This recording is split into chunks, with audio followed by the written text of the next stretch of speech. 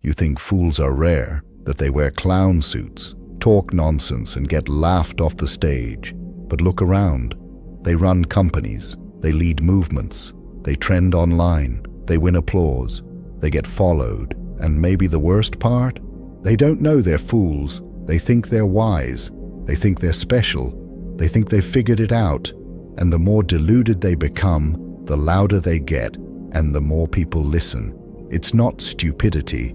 It's something deeper, a spiritual blindness, a psychological mask that protects the ego from ever having to grow. And in a world where image beats insight and volume beats value, the fool thrives, not because he knows, but because he never questions, not because he sees, but because he refuses to look. We've sanitized the idea of the fool, made him a punchline, a harmless idiot. But the real fool, the one Nietzsche and Jung warned about, isn't cute, he's dangerous. Why? Because he believes his own lies. He doesn't know he's wrong, he doesn't care to question, he's completely certain and completely empty. And worst of all, he confuses attention with wisdom. You've seen him, the social guru who offers nothing but says it confidently, the loudest person in the room who never shuts up long enough to learn, the one who scoffs at nuance, depth and reflection, and calls it weak. He builds platforms on empty slogans. He wins people over with fake strength, and he teaches others how to become just like him. It's not harmless, it's contagious, because fools don't just stay fools, they build followings. You feel it, that itch in your mind when someone is clearly talking nonsense, but still being praised. That tension when someone presents half-truths like sacred revelations. That moment when you see someone being rewarded for being dangerously wrong, but you say nothing, you let it slide, because deep down, you've been trained to avoid conflict. You've been taught that calling out the fool makes you the problem. You've been told to let people believe what they want. And while you're being respectful, they're being influential, because fools don't need logic. They just need confidence and a crowd. And if you stay quiet for long enough, their voice becomes yours. You start to repeat things you never questioned. You start to mimic ideas that sound right but feel wrong. You abandon your own clarity because the fool made confusion sound noble. That's how it spreads, not with violence, with silence. Nietzsche saw it coming. He knew that the collapse of traditional values wouldn't lead to truth. It would lead to chaos, not because people are evil, but because people are desperate for certainty. And when you're starving for meaning, you'll eat anything, even garbage, especially if it's delivered with charisma, especially if it makes you feel like you're part of something. Fools don't rise because they're smart. They rise because they say what people want to hear, not what they need to hear. They offer fake clarity, quick answers, moral superiority without responsibility, depth without discipline, confidence without self-awareness. And Nietzsche would say, that's the breeding ground for the modern fool, not ignorance, but a refusal to look inward, because it's easier to act certain than it is to be honest, easier to be loud than to be reflective, easier to play God than to face your shadow. We need to stop confusing the fool with the idiot. Fools can be clever, they can be articulate, persuasive, charismatic. What they lack isn't intelligence, it's consciousness. They speak without listening, preach without practicing, judge without understanding, lead without looking back. They're allergic to self-reflection because the second they pause to feel, their entire identity crumbles. So they keep moving, keep posting, keep preaching, because if they stop, even for a second, they might realize the one thing they've been running from their entire life. They have no idea who they are and no idea where they're going. So they distract, they perform, they gather followers, they confuse noise with impact. And the more you feed them your attention, the more they believe their own act. That's the psychology of the fool. a hollow self hidden behind performance. Not all fools act foolish.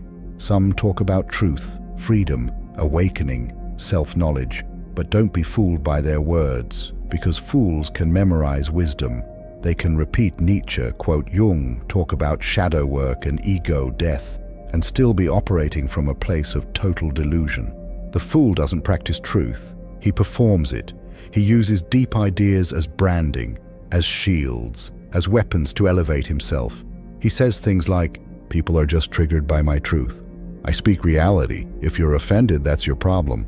Everyone else is brainwashed. I'm just awake." But it's not real awareness. It's performance dressed as insight. And if you try to point that out, if you mirror his inconsistency, he'll attack. Not because you're wrong, but because his image can't handle contradiction.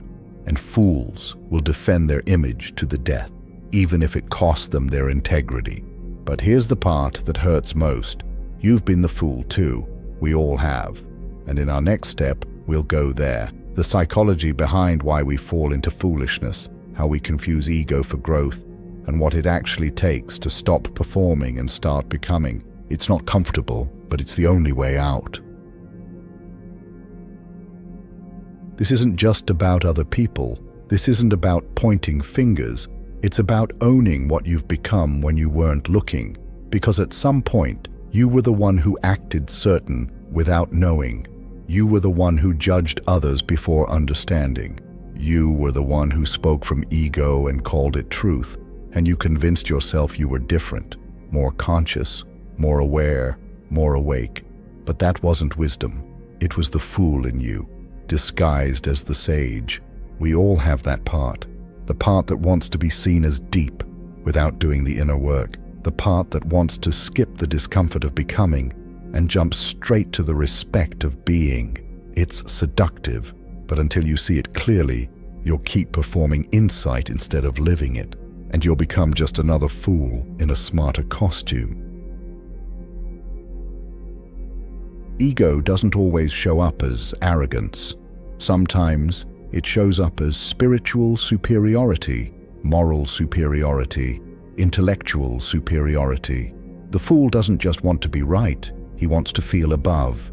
And in the age of social media and self-help, there's never been more tools to inflate a fragile ego. You post something clever, you get likes. You quote a thinker, you get applause. You call out toxic people, you get praised.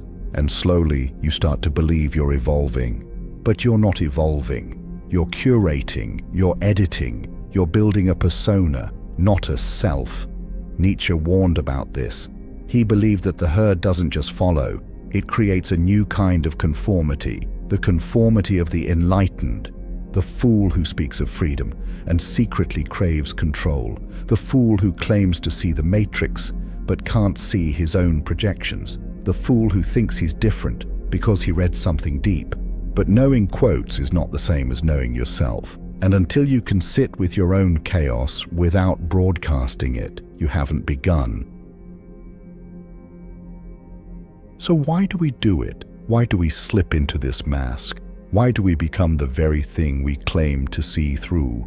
Because it's safe. Being the fool is easier than being honest. It's easier to act certain than to admit confusion. Easier to preach than to practice. Easier to copy wisdom than to generate it through pain. You become the fool when you're too afraid to be seen, truly. So you hide behind confidence. You hide behind complexity. You hide behind knowing. Because deep down, you're terrified that if you admit you're lost, no one will follow you.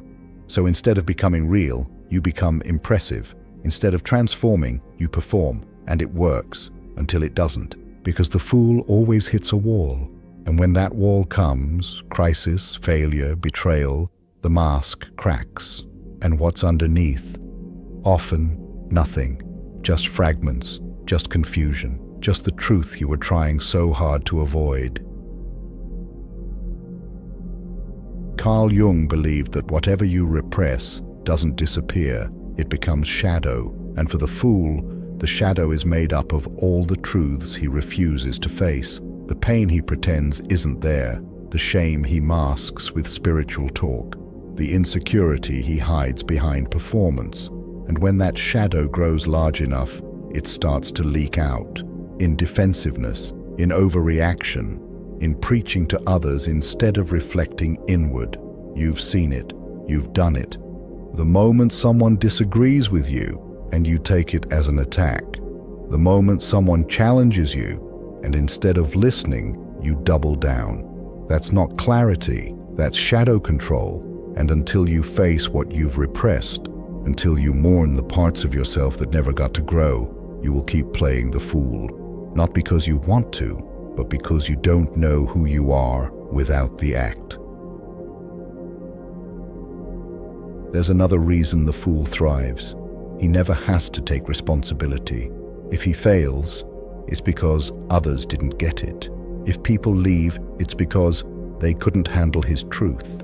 If the world rejects him, it proves he's ahead of his time. The fool creates a system where he is always the hero or the victim. Never the cause, never the problem, never the one who has to look in the mirror and say, "I created this." That's the ultimate escape hatch, but it comes at a price. Real growth becomes impossible, because if everything is always someone else's fault, there's nothing to learn.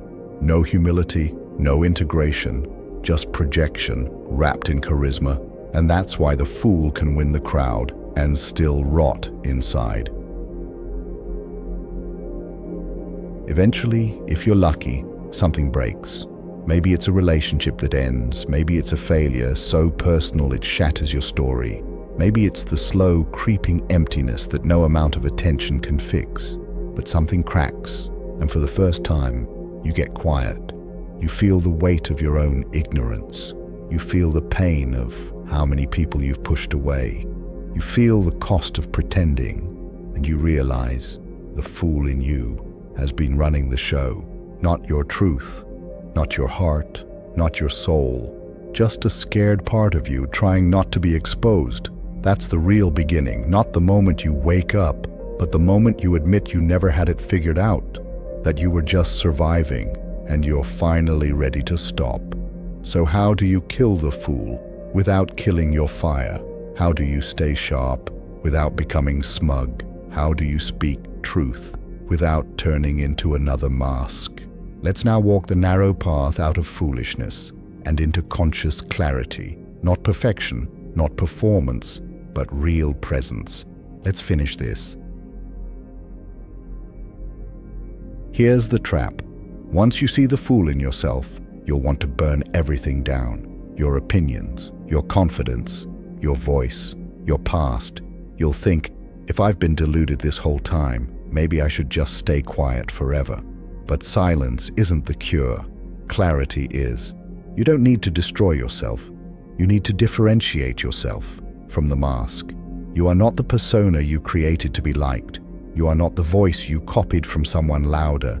You are not the borrowed certainty you clung to in a moment of fear. That was survival, but now you're awake. And killing the fool doesn't mean becoming small. It means becoming honest. There's a difference between speaking through your pain and speaking from your pain. The fool speaks from wound. Everything is about proving something, correcting something, fixing someone. It's reactive, it's controlling, it's fragile. But when you begin to heal, something shifts. You speak more slowly. You admit uncertainty. You say, "I don't know," without shame. You no longer need to win every debate. You no longer fear being wrong. That's what Nietzsche meant when he spoke of self-overcoming, not defeating the world, but learning to live without lying to yourself. You stop using your voice to manipulate. You start using it to serve, not in ego, in presence. It's tempting to feel superior now, to look around and spot the masks others are still wearing, to notice the false gurus, the posturing influencers, the spiritual egos, and roll your eyes. But if you do that, guess what? The fool is back. Because the moment you feel above someone else's unconsciousness, you're unconscious again. Real awareness doesn't make you arrogant. It makes you quiet. You realize everyone's carrying a story. Everyone's wearing a mask. Everyone, including you, is still learning how to be real. So you stop performing clarity. You start living it, not by calling out others, but by calling yourself back to center again and again, every moment, every choice, because truth isn't a destination, it's a discipline. Most people confuse humility with insecurity. They think it means self-doubt or silence or smallness, but real humility is power under control. It's the opposite of the fool. It doesn't need to prove anything. It doesn't need to posture. It doesn't need to be seen, because it already knows. It knows who it is. It knows what matters. It knows when to speak and when to shut up. Nietzsche called this the sovereign individual, the one who has mastered themselves. And part of that mastery, choosing to be grounded over being praised, choosing depth over speed, choosing reality over performance. Humility is the antidote to the fool, not shame, not silence, humility. Because when you are rooted, you don't fall for your own act. You don't need a crowd. You don't need applause. You don't need to be seen as anything. You just need to live your truth, fully and quietly and clearly, even when nobody gets it. The fool needs others to believe in him because he doesn't believe in himself. But the one who's done the inner work, they don't beg for attention. They don't decorate their insights with glitter just to stay relevant. They trust the depth of what they've lived, and that's enough. You've spent too long chasing the dopamine of being right.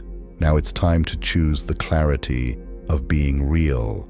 And that path, it's slower, it's lonelier, it's quieter, but it's yours, and it can't be taken from you. If something in this video hit you, if you saw yourself in the fool, not just others, if a part of you is tired of the act, the noise, the constant need to be someone, then let this be your moment. Drop it. The posture, the branding, the need to always appear wise, healed, above it all. Let it fall. You don't need to perform self-awareness. You just need to practice it. Every time you pause before speaking, every time you say, "I'm not sure," every time you choose silence over spectacle, you reclaim yourself, and piece by piece, the fool dissolves. Not with shame, with grace, because you're not here to impress, you're here to become. Until next time, keep shining, not to be seen, but to see.